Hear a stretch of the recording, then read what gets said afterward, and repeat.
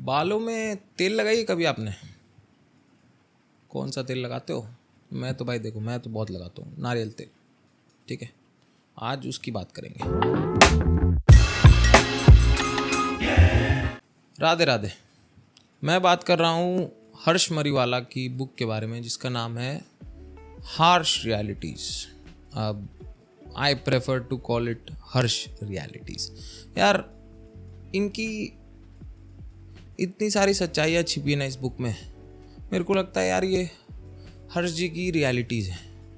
कैसे एक छोटे से बिजनेस को उन्होंने इतना बड़ा ब्रांड दे दिया। वैसे अगर आपको पता नहीं है तो मैं बता दूँ, मैरिको जो ब्रांड है उसी का प्रोडक्ट है ये पैराशूट कोकोनट ऑयल, और काफ़ी पॉपुलर है। बट आपको क्या लगता है ये कोकोनट ऑयल माथे में लगाने की चीज़ थी? जी नहीं। ये एक्चुअली शुरू ऐसे होता है कि एक नॉर्मल सा ऑयल ब्रांड था ये। ठीक है, केरला में इनकी फैक्ट्री थी। केरला में फैक्ट्रीज होना ही बहुत बड़ी बात है ना। हाँ, और उस टाइम पे ये एडिबल ऑयल की तरह बिकता था, वो भी बड़े बड़े पैकिंग्स में, ना कि ये छोटे छोटे बॉटल्स हुआ करते थे। ठीक है, हर्ष जी ने उस कंपनी को उठाकर यहाँ तक पहुँचा दिया। ठीक, ये बुक उनकी एक ऑटोबायोग्राफी ही है। काफ़ी इंटरेस्टिंग है और काफ़ी सारे इंसाइट्स हैं, और इसमें प्रोफेसर रामचरण की कमेंट्री भी है। तो लाइक एक मार्केटिंग मैन के लिए बेस्ट किताब है ये। ठीक है ना, तो मेरे को पढ़ के काफ़ी अच्छा लगा ये। मेरे लिए ना इस बुक में दो ही हाईलाइट हैं जिसके बारे में बात करूँगा आज आपसे। पहला तो ये है कि वो मैरिको और HUL का वॉर, यूनिलीवर और मैरिको का वॉर, और दूसरा वो कुछ 8 मैक्सिम्स लिखे गए हैं लास्ट में, है ना। हाँ, तो बात करते हैं मैरिको और HUL के वॉर के बारे में।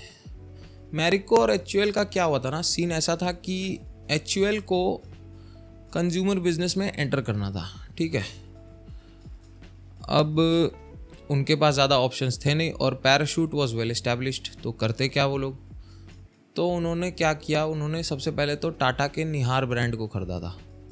ठीक है, और उसके बाद फिर वो लोग क्या करने लग गए, they started competing with Parachute by giving out margins to the retailers. भाई बहुत भयंकर मार्जिन दे रहे थे, 25% का मार्जिन दे रहे थे रिटेलर को, कंपेयर टू मैरिको जो 10% का मार्जिन देता था। ठीक है, एंड वो लोग काफ़ी एडमेंट थे कि नहीं, हमें पैराशूट को या तो हरा देना है या टेक ओवर कर लेना है। HUL के जो इंडिया हेड थे उस टाइम पे, उन्होंने हर्ष जी को एक बार फ़ोन किया था और डराने की कोशिश की थी कि वो खरीद लेंगे इस कंपनी को। But Harsh ji being a fighter, वो डरे नहीं यार, उन पे उल्टा ही असर हो गया। उन्होंने क्या किया, उन्होंने स्टार्ट करा अपने कंपनी की मार्केटिंग, अपनी कंपनी के प्रोडक्ट के ऊपर फोकस करना। ठीक है, अब जैसे देखो, ये तो एक नारियल तेल है, तो इसमें प्रोडक्ट की क्वालिटी पे तो क्या ही अंतर हो सकता है, because it's a natural product. तो क्वालिटी पे तो ज़्यादा कुछ किया नहीं जा सकता था, बट हाँ, मार्केटिंग ब्रांडिंग पे बहुत कुछ किया जा सकता था। तो उन्होंने स्ट्रैटेजीज डेवलप करना शुरू की। एंड स्ट्रैटेजीज भी कैसी, सबसे पहले तो एक वॉर रूम टाइप का क्रिएट किया गया फॉर द सेल्स पर्सन्स। वो लाइव फील्ड में जब जाते थे, बैक एंड पे कोई ना कोई उस वॉर रूम में उनको सजेस्ट कर रहा होता था कहाँ जाना है, क्या करना है, कैसे, मतलब कोई भी हेल्प चाहिए, बैक एंड पे एट द मोमेंट एक बंदा बैठा हुआ है। ठीक है, एक मीटिंग कराई गई। उस मीटिंग में सारे जो सेल्स पर्सन्स थे मैरिको के, वो सब एज सोल्जर्स ड्रेस किए गए थे। पूरा एक गुफा टाइप बनाया गया था, जस्ट बिकॉज उनके अंदर वो फील आया कि इट्स अ वॉर, जंग जैसा लगना चाहिए उनको, और ये उनको जंग जीतनी है। समझ रहे हो? अब क्या है ना कि देखो, Marico was run by Harsh ji, but HUL is a global brand, right. HUL is a global company. तो अब वो जो फाइट थी ना, वो हर्ष जी की उस सीईओ के साथ थी ही नहीं, उससे 2 लेवल नीचे मैनेजर के साथ थी। भाई अब बंदा कितना ही डिसीजन ले सकता है। तो अल्टीमेटली हर जी के strategies tried to overpower him, और वो करते चले गए। उसको समझ नहीं आ रहा था और उस पर प्रेशर बढ़ता जा रहा था क्योंकि वो परफॉर्म नहीं कर पा रहा है। अल्टीमेटली उसको फोकस कहीं और डालना पड़ा and HUL started to give up. At the end result ये निकला कि मेरिको ने HUL का जो ब्रांड था, टाटा निहार वाला जो ब्रांड था, उसको कैप्चर कर लिया, मतलब उसको टेक ओवर कर लिया। The company which came to took over Marico was taken over by them. सोच रहे हो मतलब क्या ही अचीवमेंट है यार ये बिजनेस वर्ल्ड में। दिस वॉज नॉट पॉसिबल, हर आदमी के बस की बात नहीं है, but because he was a fighter, he had that business acumen, वो अंडरस्टैंडिंग थी उनके पास, और इसीलिए देखो यार क्या कमाल कर गए वो। अब एक टाइम ऐसा आया कि बांग्लादेश में वो एंटर कर गए थे Marico, and HUL Bangladesh wanted कि जो मेरिको का डिस्ट्रीब्यूशन सेंटर है उस लेवल का डिस्ट्रीब्यूशन HUL के पास बांग्लादेश में हो। आप सोचो एक कंपनी हेड से इतना बड़ा कॉम्प्लीमेंट मिलना। वही कंपनी जो इंडिया में टेक ओवर करने को आई थी बड़ी कंपनी बता के, बांग्लादेश में उसी कंपनी को अपनी रोल मॉडल बनाना चाह रही थी। I mean not every businessman can do that. और यार देखो सही में ये बताता है कि कैसे वो कोई एक छोटी सी प्रॉब्लम का 4 गुना सोल्यूशन निकाल लेते थे। एक प्रॉब्लम थी उनके पास कि उनको अपने ब्रांड को बचाना है, बट अल्टीमेटली हुआ क्या, उन्होंने अपने ही प्रोडक्ट के सेल्स बढ़ा लिए, अपने ही प्रोडक्ट के मार्जिन्स भी बढ़ा लिए एट द एंड, और अपने ही प्रोडक्ट की ब्रांडिंग क्वालिटी सब बढ़ा ली यार। जहाँ टेक ओवर हो जाना चाहिए था वहाँ पे they had a better position in the market. सोचो। अब बात करते हैं उनके 8 मैक्सिम्स के बारे में। मैं सारे तो नहीं समझाऊंगा, हाँ आपको पढ़ने पड़ेंगे यार, ठीक है ना, बट 3-4 जो मुझे काफ़ी पसंद आए। सबसे पहला तो यार टेक रिस्क उठाना बहुत ज़रूरी है।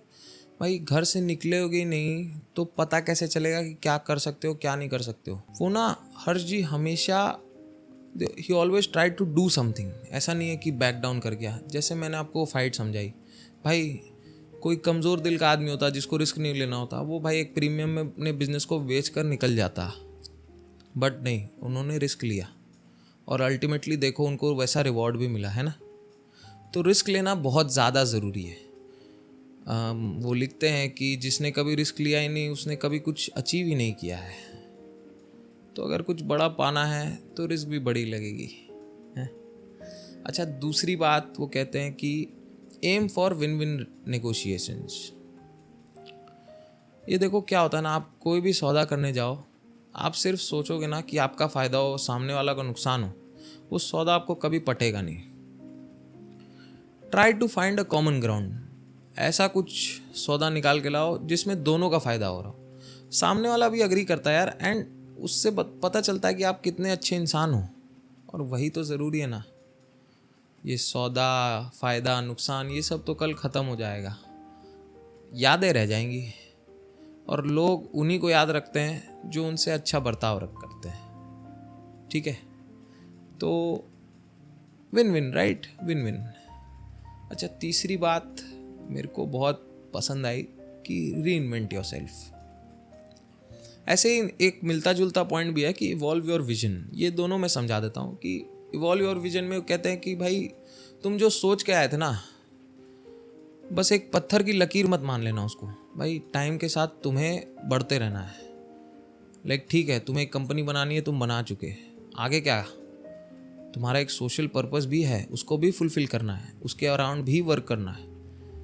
तो अपने विजन के साथ खेलते रहो और ग्रो विथ टाइम, राइट।